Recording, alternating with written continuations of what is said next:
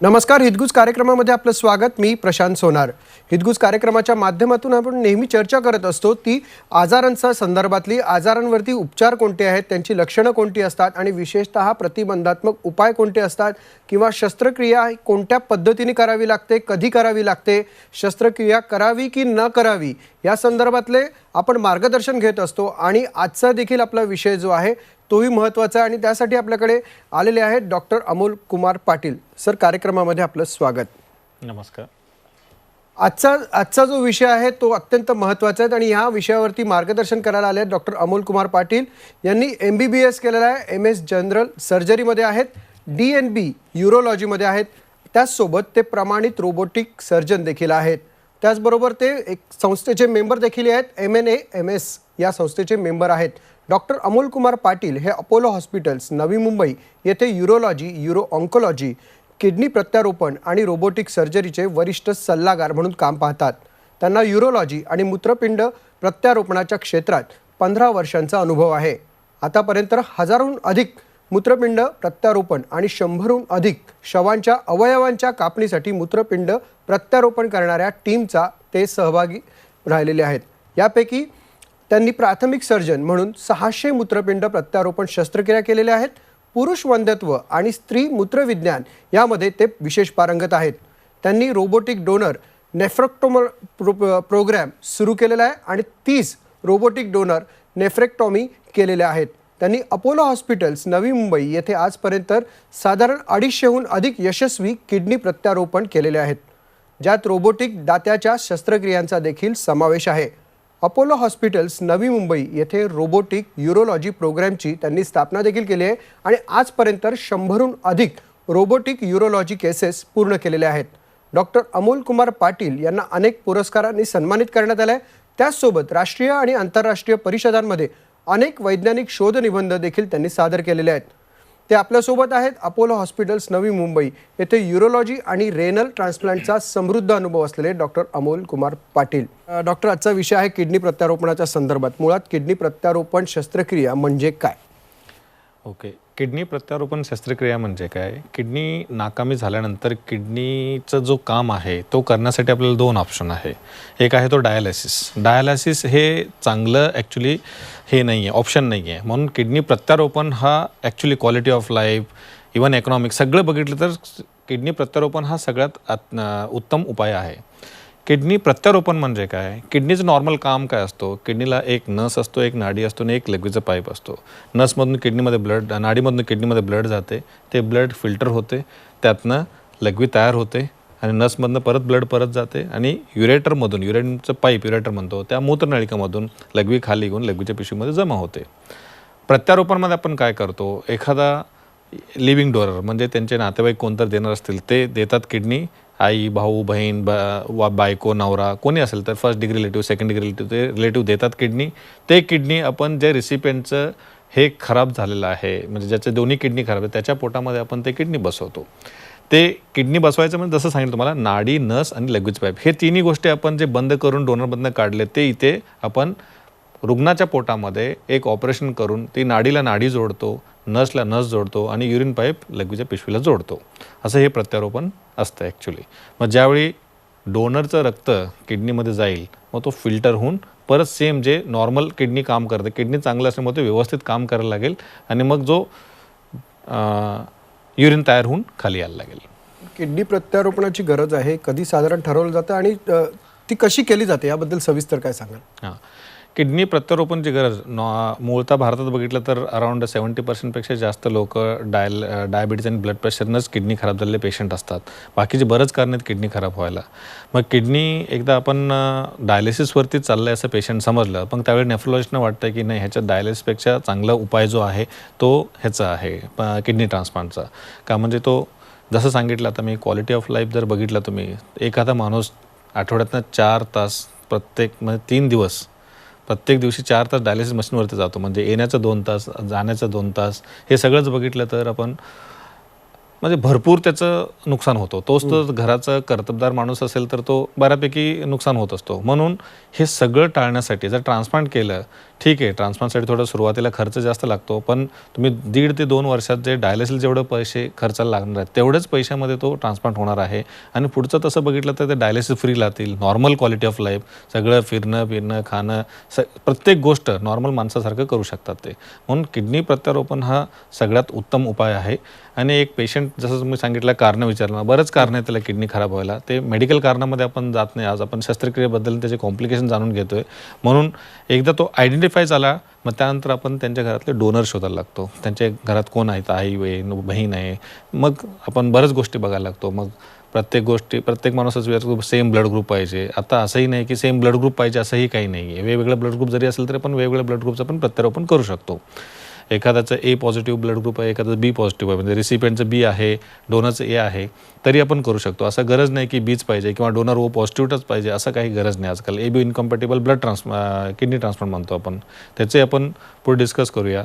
त्याच्यात की एखाद्याला ए पासून बीला मग प्रॉब्लेम काय असतो, जो डोनर एचा आहे आणि रिसिपेंट बीचा आहे, तर मी बी रिसिपेंटच्या म्हणजे जो किडनी ज्यांना मिळणार आहे त्याच्या अंगात एच्या अगेन्स्ट अँटीबॉडी असतात. मग आपण ते अँटीबॉडीचा टायटर करून घेतो. त्या टायटरमध्ये किती हाय आहे, कमी आहे, तर जास्त असतील अँटीबॉडी तर रिजेक्ट होण्याचे चान्सेस, म्हणून आपण ते अँटीबॉडी प्लाझ्मा एक्सचेंज करून काढतो. असं काढल्यानंतर तो किडनी रिजेक्ट होण्याचा चान्सेस फार कमी असतात. मग आजच्या डेटमध्ये किडनी प्रत्यारोपण वेगवेगळं विसंगत ब्लड ग्रुप असले तरी करता येते आणि व्यवस्थितपणे करता येते. डॉक्टर, तुम्ही शस्त्रक्रियेच्या संदर्भातले सांगतायत, प्रत्यारोपणाच्या संदर्भातले सांगतायत, पण शस्त्रक्रिया म्हटलं ना की गुंतागुंत आहे किंवा त्यात धोके आहेत असं माझ्यासारख्या सामान्य माणसाला वाटतं. तर नक्की काय असतात ते? आता किडनी प्रत्यारोपण म्हणजे ह्याच्यात 2 ऑपरेशन आहेत. एक आहे तो डोनर ऑपरेशन, दुसरा आहे तो रिसिपेंट ऑपरेशन. डोनर म्हणजे तो दाता देणार आहे तो, रिसिपेंट म्हणजे ज्याचे प्रॉब्लेम आहे. डोनर ऑपरेशनमध्ये सगळ्यात महत्त्वाचं आजकाल आपण जे करतो डोनर ऑपरेशन, पूर्वी व्हायचं तो ओपन ऑपरेशन, इथून इथंपर्यंत मोठं एक 15 ते 20 सेंटीमीटरचं कट असायचं.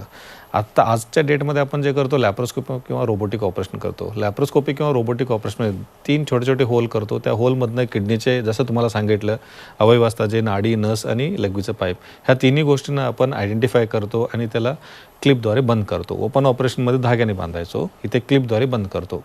हे जे बंद करतो ते क्लिप्स बऱ्यापैकी आपण वर्ल्ड वाईड जे वापरतात, FDA अप्रूव्ड असतात, ते स्टँडर्ड असतात, तेच वापरत असतो. पण हे वापरत असताना सुद्धा 1000 डोनर ऑपरेशन केले तर एक 3-4 पेशंटमध्ये असं होऊ शकतं की तो क्लिप ब्लड प्रेशर वाढल्यामुळे निघू शकतोय, निघाल्यामुळे तो ब्लिडिंग होऊ शकतोय. हा एक डोनरमध्ये रिस्क असतो. हा थोडंसं मग तसं विचार केला तर 1000तनं 2-3 पेशंटमध्ये हे खूपच रेअर आहे, पण होण्याची शक्यता आहे. हे एक सोडलं तर दुसऱ्या कुठल्याही ऑपरेशनमध्ये जसं रिस्क असतात, जसं तुम्ही अपेंडिक्सचं ऑपरेशन बघा, पित्ताशयाचं ऑपरेशन बघा, किंवा कुठलेही ऑपरेशन असतं त्याच्यामध्ये जसं रिस्क असतात तसंच ह्या ऑपरेशनमध्ये पण रिस्क असतात. म्हणजे इन्फेक्शन होणं, टाके जुळून येणं, टाके जुळून आले तरी ते व्यवस्थित जुळून येणं, परत टाके घालायची गरज पडणं, पू होणं, हे सगळे किरकोळ गोष्टी आहेत आणि ह्याचंही प्रमाण फार कमी असतात. 100 ऑपरेशन केलं तर आपण 2-3 पेशंट तसंच होऊ शकतात. सर्वसाधारणपणे बघितलं तर 100पैकी 97-98 पेशंटना कुठलेही असं प्रॉब्लेम येत नाही आणि व्यवस्थित ते 3ऱ्या किंवा 4थ्या दिवशी घरी जातात. लॅप्रोस्कोपीने केल्यामुळे किडनी काढायचा जो कट असतो तोही जेवढं किडनी साईज असते, म्हणजे 6 ते 7 सेंटीमीटर, तेवढ्याच साईजमधनं आपण किडनी बाहेर काढतो. त्याच्यामुळं तो कट छोटा असल्यामुळे हिलिंग पण फास्ट होतो, रिकव्हरी फास्ट होतो. पेशंट नॉर्मली आपण पहिल्या दिवशी, ऑपरेशनच्या दुसऱ्या दिवशी एक लघवीचं पाईप असते, ड्रेन पाईप असते, काढतो आणि त्याच्या नेक्स्ट डेला डिस्चार्ज करतो. म्हणजे हॉस्पिटलमध्ये ॲक्च्युली किडनीचा डोनर 2 ते 3 दिवस असतो आणि रिसिपेंट 4-5 दिवस असतो. हे झालं डोनर सर्जरीचे प्रॉब्लेम. आता रिसिपेंट सर्जरीचा प्रॉब्लेम म्हटला, रिसिपेंट सर्जरी एक कॉम्प्लेक्स ऑपरेशन असतो. ह्याच्यामध्ये आपण जसं तुम्हाला सांगितलं, रिसिपेंटचे जुने जे दोन्ही किडनी खराब जरी झाले असतील तरी आपण ते किडनी काढत नाही. समजा त्या किडनीमध्ये मुतखडा असेल, ते इन्फेक्शन असेल, त्या किडनीमुळे नवीन येणाऱ्या किडनीला प्रॉब्लेम होत असेल तर तो आपण किडनी काढतो. तसं काही नसल्यामुळे ते किडनी आपण काढत नाही. किंवा किडनी जुनं त्यांचं एक पॉलिसिस्टिक किडनी डिसीज म्हणून आजार असतो, त्याच्यामध्ये किडनी भरपूर मोठी झाली असते, जागाच नसते पोटात किडनी बसवायला, त्यावेळी आपण ते काढतो आणि तिथं त्या जागेला नवीन किडनी बसवतो. पण कॉमनली जर बघितलं तर आपण लिव्हर आणि हार्टसारखं ते काढून त्याच जागेला बसवतो असं नाही आहे. जुनं किडनी तसंच खराब झालं असतं ठेवतो आपण आणि नवीन किडनी जो असतो तो पोटात बसवतो. मग किडनी बसवायचं ऑपरेशन म्हणजे काय? नाडी, नस आणि लघवीचं पाईप. काही किडनीला 2 नाडी असतात, 3 नाडी असतात, पण 2 नाडी असेल तर दोन्ही नाडी जोडायला लागते. एखादा नस आपण बांधता येते छोटी असेल तर, पण नाडी जसं बांधता येत नाही, नाडी जोडायला लागते. म्हणजे किडनीमध्ये किडनीचा जो पार्ट आहे तो प्रत्येक पार्टमध्ये रक्त जाऊन फिल्टर व्हायला पाहिजे. मग नाडी जोडायचं म्हणजे काय? त्या पोटात एक आयलियाक वेसल्स म्हणून असतो, त्याला आपण होल बनवतो आणि ही नाडी असं आणून ठेवून त्याला शिवून करतो. मग हे जे नाडीने नस जोडतो, 100 ऑपरेशन जर केले तर ह्याच्यामध्ये असं बघितलं गेलं की 2 ते 3 किंवा कधी कधी 4 पेशंटमध्ये रक्तस्राव होण्याचा चान्स असतो. ते टाके सुटण्याचे, फुटण्याचे, ब्लड प्रेशर वाढून किंवा नंतर 8-7-8 दिवसांनी इन्फेक्शन होऊन. कॉमनली जे ब्लिडिंग बघितलं गेलं पहिले 24 तासातच आहे, त्याच्यानंतर नॉर्मली बघायला मिळत नाही. त्या 24 तास पहिले महत्त्वाचे असतात. त्याच्यामध्ये सगळ्यात एक सांगितलं कॉम्प्लिकेशन ब्लिडिंगचा, हे ब्लिडिंगचा एक रिस्क झाला. दुसरं काय होऊ शकतं, रक्ताची गोठडी, क्लॉट किंवा थ्रोम्बस. हे कुठेही आपण रक्तवाहिनीचं ऑपरेशन केलं तर ते होण्याची शक्यता असते. आपण औषध देत असतो की ते होऊ नये म्हणून, तरी होण्याची शक्यता असते. तसं काही झालं तर आपण ऑपरेशन करून औषधानेच त्याला विरघळायचा प्रयत्न करतो ऑपरेशननंतर. तसं काही झालं नाही, विरघळलं नाही तर ऑपरेशन करून ठीक करायची परत गरज पडू शकते. म्हणजे 100 ऑपरेशन ज्यावेळी करतो आपण, एक 2-4 पेशंटमध्ये कधी कधी असं होतं की ऑपरेशन थिएटरमध्ये परत पेशंटला घेऊन जायची गरज पडू शकते. हे झालं रक्तवाहिनीचे. नाडीला जिथं जोडतो तिथे एक गोष्ट होऊ शकते, त्याला आपण म्हणतो ॲनास्टोमोटिक स्टेनोसिस. हे सर्वसाधारणपणे 100 ऑपरेशन केले तर 2 ते 10% लोकांमध्ये पाहिले गेलेलं आहे. नाडीला जोडतो ते जागेला बरोबर असं थोडंसं नॅरोईंग होतो. नॅरोईंग झालं की काय, की रक्तपुरवठा किडनीमध्ये व्यवस्थित होणार नाही आणि तो किडनी व्यवस्थित काम करणार नाही. अशा वेळेला आपण काय करतो, जसं हार्टचं एन्जिओग्राफी एन्जिओप्लास्टी करतो तसं किडनीच्या नाडीचं एन्जिओप्लास्टी पण करून स्टेंट ठेवता येते. तर हे झाले रक्तवाहिनीचे प्रॉब्लेम्स.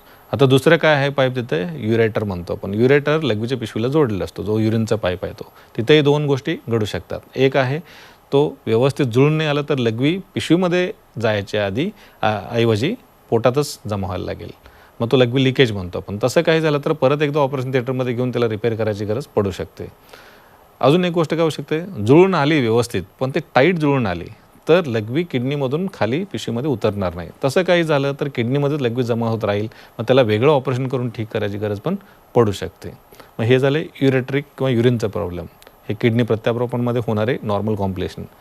अजून एक, जसं बॉडीमध्ये ब्लड आहे, युरिन आहे, तसं अजून एक द्रव्य असतो, तो द्रव्य म्हणजे लिम्फ म्हणतो आपण. हे लिम्फ नावाचं फ्लुइड आतमध्ये जमा होत असते, म्हणून किडनी ट्रान्सप्लांटच्या ऑपरेशननंतर एक आपण पाईप पण इथे ठेवलेलं असते. त्या पाईपमधून पाणी बाहेर येत असते, ते लिम्फ येत असते. 4-5 दिवस पाणी बाहेर येते, हळूहळू ते पाण्याची क्वांटिटी कमी झाल्यानंतर आपण ते पाईप काढून टाकतो. काही पेशंट्समध्ये काही कारणामुळे हे पाणी 1.5-2 महिन्यापर्यंत पण येऊ शकते. तसं येत असेल तर आपण ते पाईप तसंच ठेवतो, पाणी कमी झाल्यानंतर पाईप काढतो. काही पेशंट्समध्ये 4-5 दिवसात पाणी कमी होते, सगळं व्यवस्थित असते आणि 2 ते 3 महिन्यानंतर पाणी आतमध्ये जमा होतं, त्याला आपण म्हणतो लिम्फोसील. त्याला एक वेगळं ऑपरेशन करून परत ठीक करायची गरज पडू शकते. तर हे जे कॉम्प्लिकेशन्स मी आता तुम्हाला सगळं सांगतोय, हे 100पैकी 4-5 पेशंटमध्ये होऊ शकतात. 95 ते 97% लोक व्यवस्थित किडनी ट्रान्सप्लांट झाल्यानंतर 6व्या किंवा 7व्या दिवशी घरी जातात.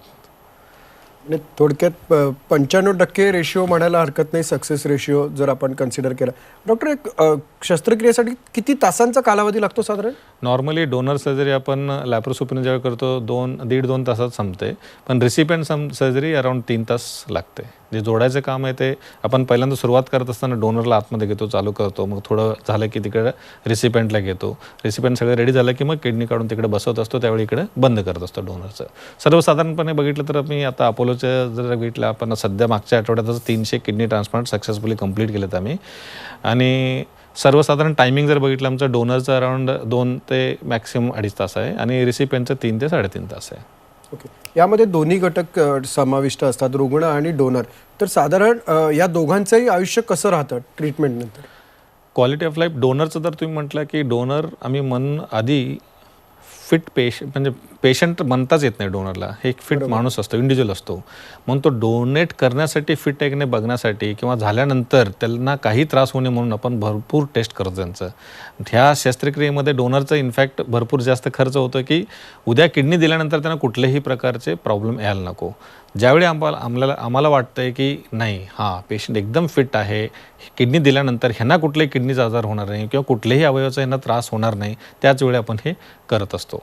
मग डोनरचं क्वालिटी ऑफ लाईफ म्हटलं, ऑपरेशननंतर 2 ते 3 दिवस हॉस्पिटलमध्ये आहेत, 3-4 दिवस घरी रेस्ट घ्यायचं आहे. लॅप्रोस्कोपी केल्यामुळे मुवमेंट्स वगैरे फास्ट होतात. 10 ते 12 दिवसानंतर टाके काढतो आपण. जे काही पेशंट्समध्ये आपण आतनं विरघळणारे टाके सबक्युटिक्युलरमध्ये ते घातलेले असतात, ते परत काढायची गरज पण नाही आहे. इन जनरल तुम्ही बघितलं तर 6 आठवड्यामध्ये डोनर एकदम फिट आहे. आमचे काही असे पेशंट्स आहेत की 6 महिन्यानंतर कळसुबाईसारखं मोठं ट्रेक पण केलं आहे डोनरने.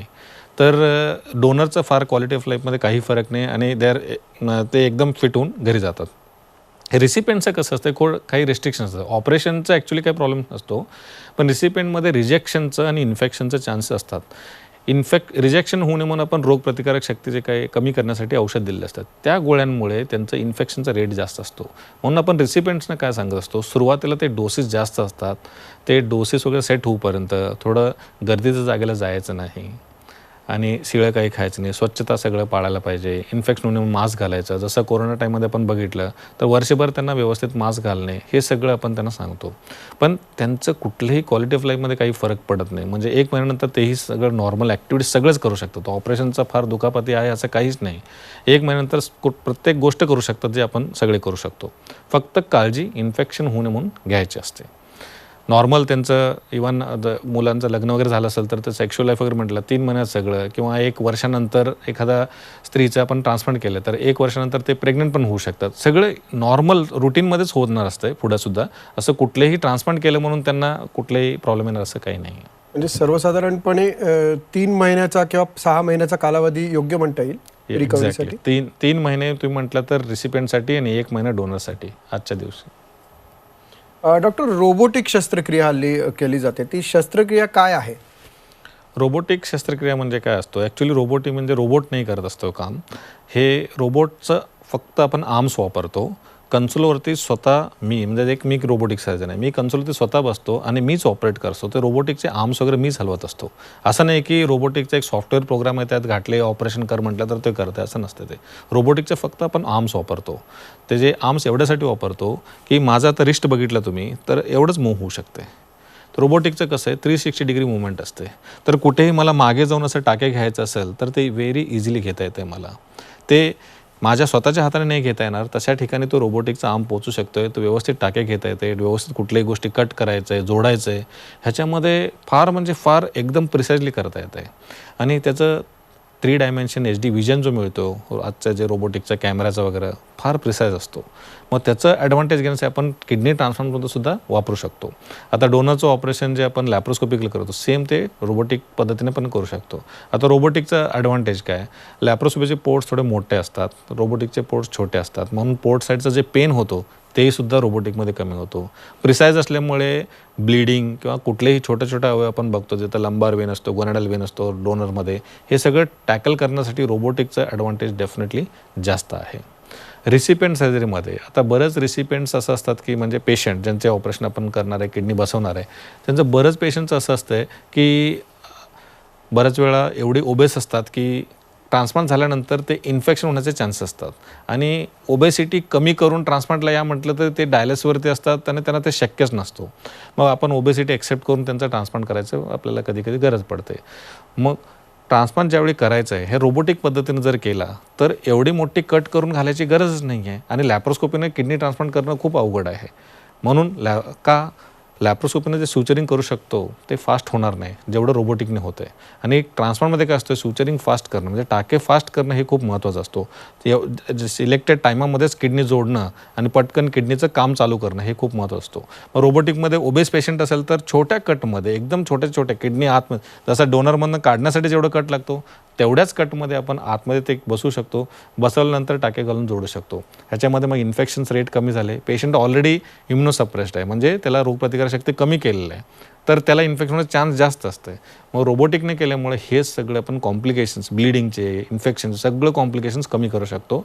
ह्याच्यापेक्षा मोठं म्हणजे पेशंट फास्ट करू शकतो. कट छोटा असेल, पेशंट तिसऱ्या दिवशी घरी जाऊ शकतो. डॉक्टर, म्हणजे इतर शस्त्रक्रिया आणि किडनीच्या ह्या सगळ्या प्रत्यारोपणासंदर्भातला शस्त्रक्रिया याचं काय तुम्ही म्हणजे विश्लेषण करू शकाल की काय वेगळेपणा असतो? किडनी मूत्रपिंड प्रत्यारोपण शस्त्रक्रिया म्हणजे थोडं कॉम्प्लेक्स ऑपरेशन आहे. पण आजच्या डेटमध्ये तुम्ही बघितलं एवढे सेंटर्स आपले आता चालू झालेत की प्रत्येक इवन सुरुवातीला ट्रान्सप्लांट म्हटलं तर महाराष्ट्रातलंच तुम्ही बघितलं तर पुणे किंवा मुंबई असं म्हणत होते. आता पण नागपूर बघा, कोल्हापूर बघा, नाशिक सगळीकडे बऱ्यापैकी सेंटर्स चालू झालेले आहेत. आणि कॉम्प्लेक्सिटी ऑफ द सर्जरी जे म्हणतो, आधी ते 8-8, 9-9 तास करायचे सर्जरी, आता असं नाही आहे. 3 ते 4 तासाचं सर्जरी होऊन पेशंट 4-5 दिवसात घरी जातो आहे. मग तो नंबर वाढल्यामुळं, टेक्नॉलॉजी वाढल्यामुळं ते आपण ॲडव्हान्टेज पेशंटना देत असतो. जरी कॉम्प्लेक्स असेल तरी आता तो सर्जरी सोपी होत चालली आहे. डॉक्टर, एक शेवटचा प्रश्न, अगदी 4 वाक्यात उत्तर सांगाल की मुळात ही शस्त्रक्रियेची वेळ येऊ नये म्हणून आपला आहार कसा असला पाहिजे? हां, आहार तुम्हाला जसं सांगितलं की जे मूळ आपल्या भारतात बघितलं तर 70% जास्त जे किडनी खराब होतं डायबिटीज आणि ब्लड प्रेशरने.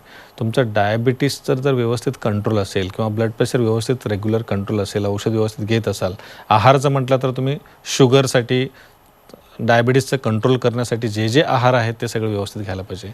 किडनीचं एक मूळतः सांगायचं म्हणजे जसं शुगर कसं कमी म्हटलं तसं सॉल्ट पण कमी घ्यायला पाहिजे. मोस्ट ऑफ दी पेशंट सगळे असतात ना, बीपीचे पेशंट असतात, ब्लड प्रेशर हाय असतात, त्यांना सॉल्ट जेवढं, म्हणून आपण सांगत होतो 1 ग्राम सॉल्ट कमी घेतला तर तुमचं 1 दिवस किडनीचं वाढतो, असं आपण एक एक्झाम्पल देत असतो की नेहमीचं तुमच्या जेवणामध्ये सॉल्ट कमी असायला पाहिजे. जंक फूड्स घ्यायला नको. जंक फूड्समध्ये कार्बोहायड्रेट जास्त असते, कार्बोहायड्रेट कमी असायला पाहिजे, फॅट कमी असायला पाहिजे. आणि बाकीचे जसं शुगरचं तुम्हाला सांगितलं, शुगर कंट्रोलसाठी जे आपण करू शकतो. आणि सगळ्यात महत्त्वाचं म्हणजे हायड्रेशन. किडनीसाठी म्हणजे हायड्रेशन खूप महत्त्वाचं आहे. तुमचं रोजचं युरिन आउटपुट म्हणजे लघवी 1.5 ते 2 लिटर जायला पाहिजे. म्हणजे व्यवस्थित आरोग्य माणसाने 3 ते 3.5 लिटर पाणी प्यावं आणि 1.5 ते 2 लिटर लघवी पास व्हायला पाहिजे. तुम्ही जे काही प्रत्यारोपणाच्या संदर्भातली जी माहिती दिलीत आणि मुळात किडनी खराब होऊ नये किंवा या सगळ्या गोष्टी आपल्या शरीराच्या योग्य राहाव्यात यासाठी जे मार्गदर्शन केलं त्याबद्दल आपले धन्यवाद. थँक्यू. डॉक्टर अमोल कुमार यांनी आपल्याला सांगितलेलं आहे ह्या गोष्टी ज्या आहेत त्या तुम्हाला कदाचित या वेळेच्या अभावी फार कमी समजल्या असतील तर तुम्ही खाली दिलेल्या नंबरवर संपर्क त्यांना साधा, जेणेकरून तुमच्या मनातले जे प्रश्न आहेत किंवा तुमच्या मनातली जी काही शंका आहे ती दूर होण्यास मदत होईल. तुर्तास वेळ झाली आता हितगुजमध्ये इथेच थांबण्याची. पाहत राहा झी 24 तास.